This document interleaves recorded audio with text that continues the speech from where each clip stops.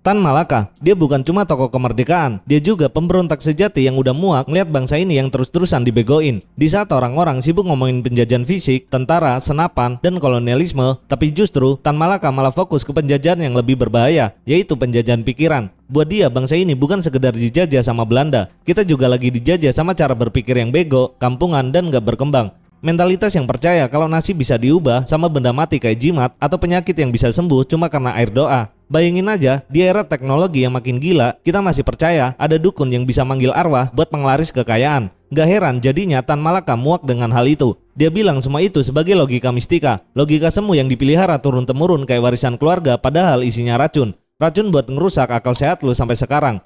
Di mata dia, bangsa ini ibaratnya kayak orang dewasa yang masih minum susu pakai dot bayi. Udah gede tapi otaknya stuck di pola pikir zaman artefak. Misalnya aja, ada orang yang takut sama petir karena dikiranya ada dewa yang lagi ngamuk. Lo bisa lihat sendiri, setiap kali ada banjir, bukannya ngecek sistem drainasenya, tapi malah nyari-nyari siapa yang salah buang sajen di tempat itu. Ada juga orang pas usahanya bangkrut, bukannya introspeksi, malah langsung nuduh tetangga kalau dia kena santet. Dan kalau jodoh nggak datang-datang, bukannya upgrade diri, malah sibuk nyari primbon atau weton biar auranya bersih. Nah ini bagi gua pola pikir tolol yang bikin orang berhenti mikir. Karena mikir itu capek, dan yang paling penting mikir itu bikin lo nggak gampang dikibulin. Tapi justru disitulah letak masalahnya. Karena masyarakat yang suka mikir itu bahaya banget buat sistem yang pengen masyarakatnya manut total kayak robot. Dan ingat, lo nggak butuh senjata buat ngendalin orang bego. Cukup kasih mereka rasa takut, bungkus pakai mistik, dan tambahin narasi agama dikit. Udah, kelar, gue jamin bakalan nurut semua. Ibarat udah kayak domba yang digiring sama majikannya. Tan Malaka tahu banget, satu-satunya jalan biar bangsa ini bangkit adalah dengan logika, ilmu pengetahuan, dan cara berpikir rasional. Dia sadar, kebodohan itu bukan sekedar karena kurang sekolah, tapi karena dari kecil kita diajarin buat takut mikir.